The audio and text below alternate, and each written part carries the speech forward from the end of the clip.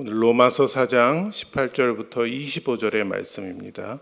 로마서 4장 18절에서 25절 말씀, 우리 8절밖에 안 되니까요. 우리 다 같이 합독하시도록 하겠습니다. 18절부터 합독합니다. 시작.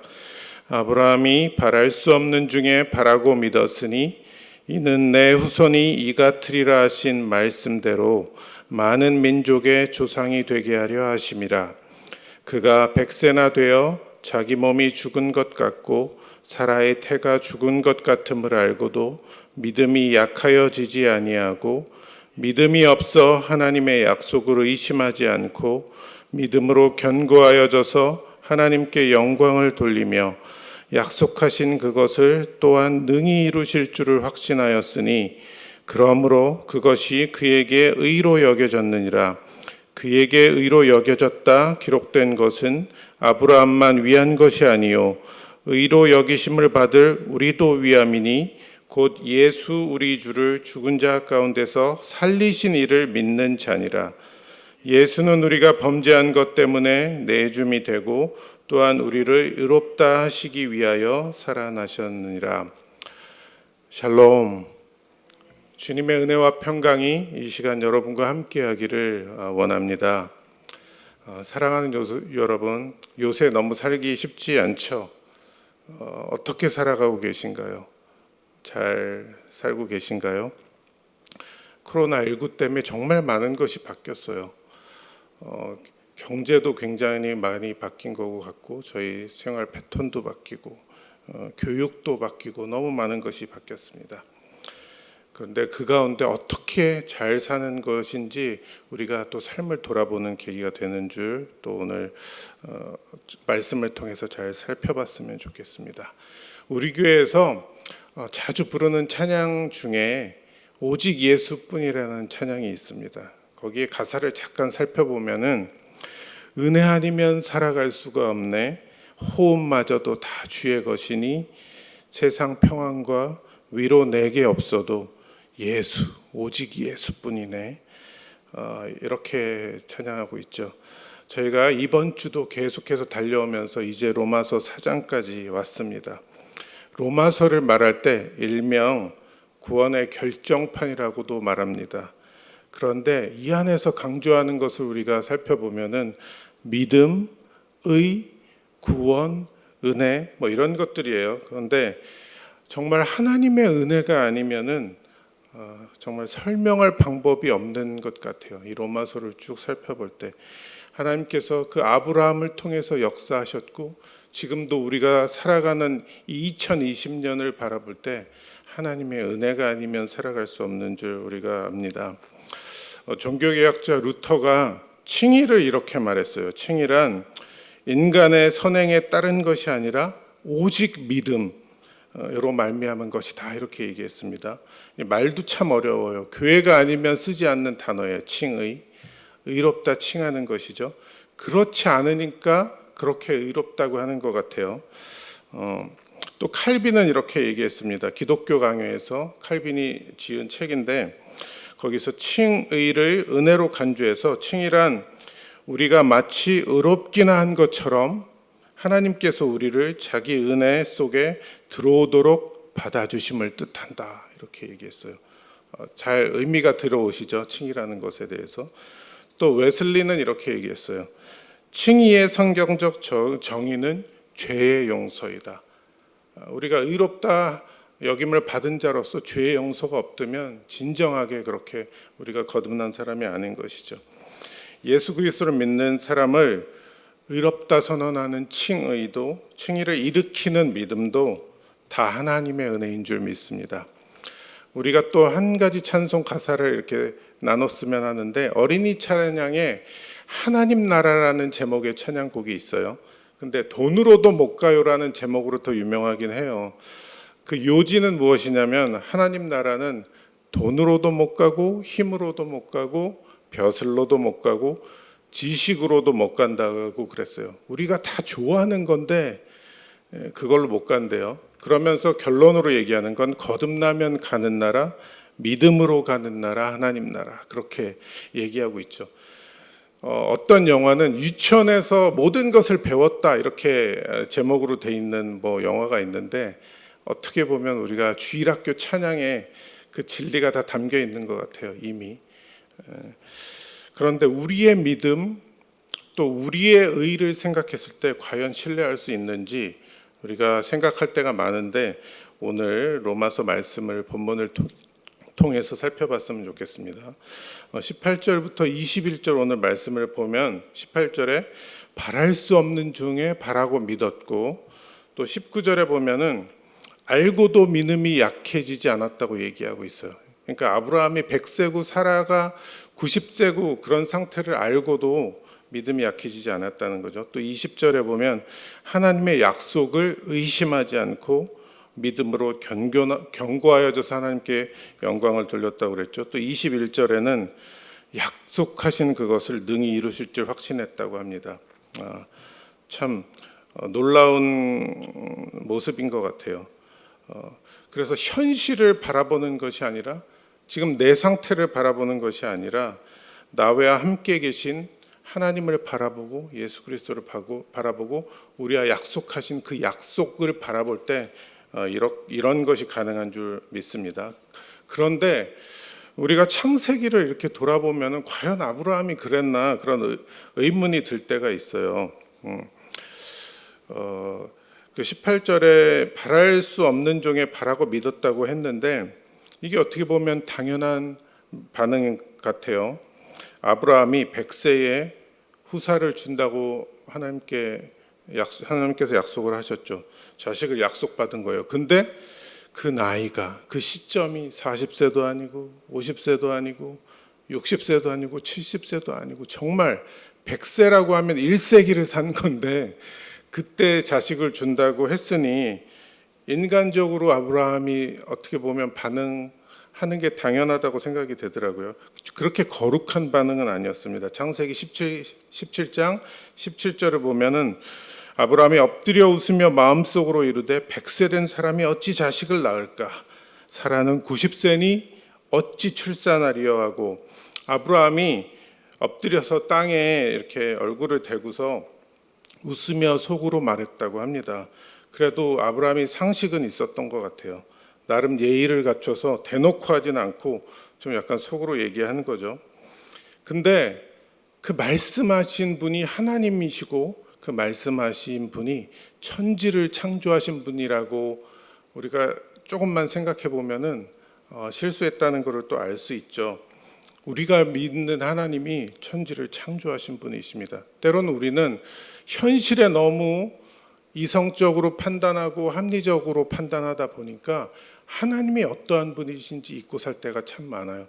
근데 우리가 믿는 하나님, 우리와 함께 하시는 하나님이 창세기 1장 1절에 태초에 하나님이 천지를 창조하시니라 라고 나타낸 그 하나님이십니다. 무에서 유를 창조하시는 분이에요. 사망에서 생명으로 건지시는 분이에요. 근데 만약에 그런 하나님이 아니고 그냥 어떤 분이 여러분에게 100세 때 자식을 본다면 내가 한 10억 줄게. 그러면 여러분 뭐라고 반응하시겠어요? 그냥 웃기는 소리 하고 있네. 그럴 수 있습니다. 믿지 않을 거예요. 왜냐하면 말이 안 되는 소리니까요. 근데 로마서 4장 19절을 보면은 알고도 믿음이 약해지지 아니하고 또 20절에는 하나님의 약속을 의심하지 않고 믿음으로 오라고 했습니다. 이게 믿겨지나요? 100세, 90세 부부가 후손을 준다고 약속하셨을 때 아브라함은 잘 알고 있었던 것 같아요. 자신의 몸은 육신은 이미 죽은 것 같고 살아도 태가 다 닫혀서 정말 죽은 것 같은 때인 걸 알았죠. 근데 그렇게 알고도 결국은 하나님을 신뢰하게 됐어요. 근데 이 아브라함이 처음부터 이러진 않았죠. 그 창세기 방금 나눴던 17장 17절에 혼잣말로 그렇게 어떻게 이 상태인데 어떻게 가능하냐고 얘기했던 거죠. 하나 더 창세기 15장 1절에서 6절을 살펴봤으면 좋겠습니다. 1, 2절에 이런 말씀이 있어요. 이후에 멜기세덱이 아브라함을 축복한 그 후를 말하는 것입니다. 이후에 여호와의 말씀이 환상 중에 아브라함에게 임하여 이르되 아브라함아 두려워하지 말라. 나는 네 방패요 너의 지극히 큰 상급이니라. 아브라함이 이르되 주 여호와여 무엇을 내게 주시려 하나이까. 나는 자식이 없사오니 나의 상속자는 이 다메섹 사람 엘리에셀이니이다. 네, 그때도 자기의 그 상태를 토로하죠. 나 자식이 없어. 이때토록 자식이 없다고. 그래서 내 하인 그 엘리에셀이 내 상속자가 될 것이라고. 그래서 마치 오랫동안 기다렸다는 듯이 하나님 앞에 서운한 감정을 표현하는 것 같아요. 뭔가 쌓인 것 같은 반응을 아브라함이 하는 것이죠. 창세기 15장 1절에 하나님께서 나는 네 방패요 너의 지극히 큰 상급이라고 하신 말씀이 믿겨지지 않았던 것 같아서 그렇게 아브라함이 쏟아냈던 것 같습니다. 15장 2, 3절을 다시 살펴보면 무엇을 내게 주시려 하나이까. 나는 자식이 없사오니. 참 기운도 빠지고 소망도 없는 것 같아 보입니다. 계속해서 3절에 보면은 주께서 내게 씨를 주지 아니하셨으니 내 집에서 길린 자, 그러니까 하인이죠, 내 상속자가 될 것이니이다. 그렇게 말하고 있습니다. 주께서 내게 씨를 주지 아니하셨으니 약간 원망 섞인 반응인 것 같아요. 그런데 이 창세기 15장 4절에서 6절 하나님의 그 말씀을 보면은 반응을 보면 이렇습니다. 여호와의 말씀이 그에게 임하여 이르시되 그 사람이 네 상속자가 아니라 네 몸에서 날 자가 네 상속자가 되리라 하시고 그를 이끌고 밖으로 나가십니다. 그래서 하늘의 뭇별, 그 수많은 별들을 보면서 여기에 이 별들을 네가 셀 수 있는지 보라. 네 자손이 이와 같으리라 그렇게 말씀하고 있죠. 그렇게 보여주심으로 인해서 아브라함이 믿게 되었어요. 그래서 여호와를 믿은 여호와께서 이를 그의 의로 여기셨다고 말씀하고 있습니다. 이 아브라함의 삶을 보면은 처음에는 반응이 좀 떨떠름한 것 같아요. 워낙 말도 안 되는 얘기를 하나님께서 하시니까 하나님이 어떠한 분이신지를 생각하기보다 그 상황과 상태 가운데, 현재 가운데 매몰돼 있었던 거죠. 그래서 하나님께서 아주 친절하게 뭇별을 데리고 나가셔서 보이시고 불신과 체념과 원망과 뭐 이런 것 가운데 쌓여 있는 아브라함을 믿게 하셨던 것입니다. 그리고 그렇게 믿게 하셨는데 그 믿게 된 그 아브라함의 의를 의로 여기셨다고 또 말씀하고 있어요. 하나님께서 아주 그냥 다 떠다 먹여주신 것 같이 그렇게 아주 친절하게 하셨습니다.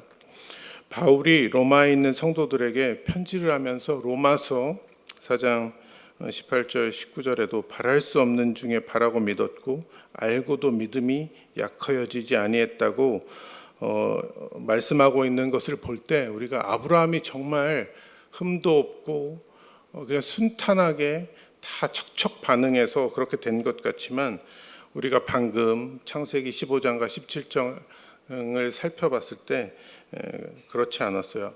이걸 통해서 우리가 알 수 있는 것은 아브라함의 믿음이 완전하지 않다는 거예요. 조금도 의심의 여지가 없다고 주장하기보다 인간적인 의심, 또 원망, 약함 이런 것들이 다 드러나는 것을 우리가 알 수 있습니다.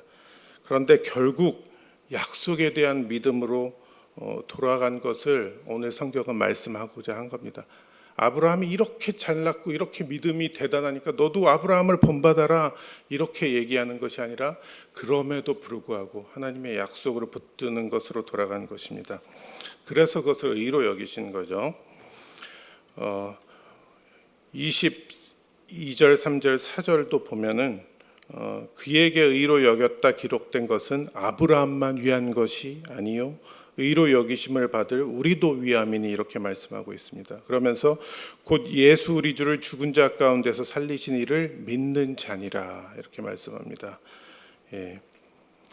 아브라함의 그런 부족한 반응 또 떨떠름한 반응에도 하나님께서는 아주 친절하게 다독이고 또 데리고 나가서 설명하셔서 아브라함을 믿게 하신 것 같습니다. 믿게 하셔서 믿은 그 아브라함의 의를 또 의롭다고 여기신 분이 하나님이십니다. 이것이 오늘날 우리 그리스도인들에게, 그리고 오늘을 새벽을 깨우면서 이 예배에 나온 예담교회 성도들에게 어떤 의미와 가치를 주고 있습니까? 아브라함의 믿음처럼 우리의 믿음도 나의 공로가 아닌 오직 예수 그리스도, 오직 은혜, 오직 믿음으로 가능한 것을 말씀하고 있습니다. 하나님 약속 안에서 안전하게 거하기 위해서 보이는 증거들을 초월해서 바라보는 것이어야 합니다. 우리는 때때로 너무 냉철해요. 그래서 우리의 상황을 바라볼 때 우리가 그것을 이성적으로만 판단하고 오히려 하나님이 어떠한 분이신지 우리가 주목하지 못할 때가 많이 있습니다. 우리가 다시 한번 나와 함께 계신 그 하나님이 상식을 뛰어넘어 역사하시는 하나님, 온 세상 우주 만물을 운행하시는 하나님인 줄 우리가 믿어야 하는 줄 믿습니다. 하나님은 제한할 수도 없고 누가 아무리 제한한다고 해서 제한 받으시는 분도 아닙니다. 시공을 초월해서 역사하시는 분이십니다. 오늘 로마서 4장 25절을 살펴봅니다. 예수는 우리가 범죄한 것 때문에 내줌이 되고 또한 우리를 의롭다 하시기 위하여 살아나셨느니라. 여기서 내줌이 되고라는 말씀은 담당시켰다, 지우셨다, 그러니까 짐을 지우다 할 때 지우셨다, 또 넘겼다 하는 그런 의미로 쓰이는데, 이제 70인경 성경이라고요, 히브리 성경을 또 헬라어로 이렇게 한 성경을 보면은 이것이 다 같은 단어를 사용하고 있어요. 그래서 여기 한글 성경에는 내줌이 되고 담당시켰다, 지우셨다 이런 것들로 쓰이지만 그 원어 성경에는 그렇게 같은 단어로 쓰여졌다는 거죠. 예를 들어서 이사야 53장 6절을 보면 여호와께서는 우리 모두의 죄악을 그에게 담당시키셨도다 이렇게 말씀하고 있고, 또 이사야서 53장 12절에는 그러나 그가 많은 사람의 죄를 담당하며 범죄자를 위하여 기도하였느니라. 오늘 마지막 25절의 말씀을 통해서 사도 바울은 예수님의 사역을 말씀하고 있습니다. 예수님은 우리의 죄를 대속하고 자기를 죽음 가운데 내어주셨습니다. 우리의 의를 보증하기 위해서 또 죽으시고 부활하셨습니다. 이 말씀을 통해서 첫째 우리가 깨닫는 것은 예수님은 우리가 영원히 바라봐야 할 분이라는 거예요. 히브리서 12장 2절에 보면 믿음의 주요 또 온전케 하시는 이인 예수를 바라보자. 그는 그 앞에 있는 기쁨을 위하여 십자가를 참으사 부끄러움을 개의치 아니하시더니 하나님 보좌 우편에 앉으셨느니라. 또 두 번째, 예수 그리스도 안에 있으면 새롭게 됩니다. 고린도후서 5장 17절 말씀에 그런즉 누구든지 그리스도 안에 있으면 새로운 피조물이라. 이전 것은 지나갔으니 보라 새 것이 되었도다 이렇게 말씀합니다. 오늘 말씀을 정리하면은 아브라함은 다른 사람에 비해서 아주 훌륭한 믿음을 가졌다고 볼 수 있지만 또 그렇지 않은 모습도 우리가 보게 됩니다. 오늘 말씀은 우리도 그 아브라함을 본받자 하는 말씀에 포커스를 두고 있지 않습니다. 아브라함의 믿음은 오히려 흔들렸고 절망했고 무력했고 원망했고 이런 것들, 인간의 한계를 보일 뿐이었습니다. 그런데 그런 아브라함이 하나님의 주권적인 약속, 의지, 열심, 그리고 하나님의 은혜가 어떻게 역사했는지를 그 삶을 통해서 보여주고 있습니다. 100세가 되도록 자식이 없고 죽은 자 같았고 몸은 다 그렇게 그 아내 살해도 다 마지막이라고 생각하는 상태였는데, 그런 무력한 상태, 불가능한 상태, 어떻게 보면은 그 나이가 되도록 자식이 없다고 그 당시에 생각할 때 저주받은 인생이라고 생각이 되었을지도 모릅니다. 그런데 때로는 우리가 그렇게 우리의 삶을 생각하고 있지는 않는지 우리가 돌아봐야 됩니다. 일이 잘 안 풀릴 때, 코로나19로 인해서 일도 너무 힘들고 하는 것마다 막힌 것 같고 그 앞날이 보이지 않는 것 같고 그런 생각이 잠시라도 들 때가 있어요. 우리가 믿는다고 애써 보지만 되는 것 하나도 없는 것 같을 때가 있습니다. 막막한 인생인 것으로 느껴지죠. 우리도 아브라함을 믿음의 조상, 또 의의 조상, 복의 근원으로 부르신 것을 생각해야 됩니다. 아브라함이 하나님을 바라봤기 때문에 그런 연약함 속에서도 믿음의 조상이 될 수 있었습니다. 저희들도 그렇게 계속해서 하나님을 바라보는 우리들의 인생이 됐으면 좋겠습니다. 모든 인류는 죄 때문에 구원이 필요합니다. 이 구원은 율법을 열심히 지켜서 해결되지 않는다고, 구원이 얻어지지 않는다고 말씀하고 있습니다. 오히려 하나님의 의로운 성품이 예수님의 죽음과 부활을 통해서 나를 의롭게 인정하시고 인류를 구원하신다고 말씀하고 있습니다. 하나님의 포기하지 않는 사랑 때문이에요. 하나님의 그 값없이 주시는 선물, 은혜 때문입니다. 따라서 아브라함을 믿음의 조상으로 부르신 이유는 예수 그리스도를 통해 인류를 구원하셔서 자기 백성으로 삼고자 하셨기 때문입니다. 그래서 우리가 새로운 백성, 새로운 인류 안에 속할 수 있게 되는 거죠. 이스라엘에 대한 하나님의 약속을 성취했던 하나님께서 이 시간 우리를 통해서 하나님의 약속을 성취해 가실 것입니다.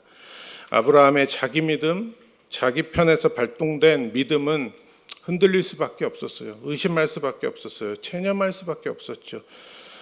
그런데 결국 그 은혜에 붙들려서, 하나님에 붙들려서 있을 때 믿음이 점점 견고해짐을 알 수 있었습니다. 사랑하는 예담교회 성도 여러분, 잠언 20장 16절에 대저 의인은 7번 넘어질지라도 다시 일어나려니와 악인은 재앙으로 말미암아 엎드러진다고 말씀하고 있습니다. 시편 47편 23절 24절에 여호와께서 사람의 걸음을 정하시고 그의 길을 기뻐하시나니 그는 넘어지나 아주 엎드러지지 아니함은 여호와께서 그의 손으로 붙드심이로다. 이렇게 말씀하고 있습니다. 오늘 하루도 생명, 능력, 소망의 주만 바라보는 저와 여러분이 되었으면 좋겠습니다. 아브라함처럼 오직 하나님의 약속만 붙들면서 나의 이성과 현재의 상태를 바라보는 것이 아니라 오직 하나님만 바라보며 복음에 붙들린 삶을 살았으면 좋겠습니다. 주께서 함께 하십니다. 주께서 우리의 온 삶을 다스리십니다. 이 시간 우리 주님 한번 부르시고 우리의 삶을 맡겨드리며 주의 뜻을 간구하며 나아가도록 하겠습니다.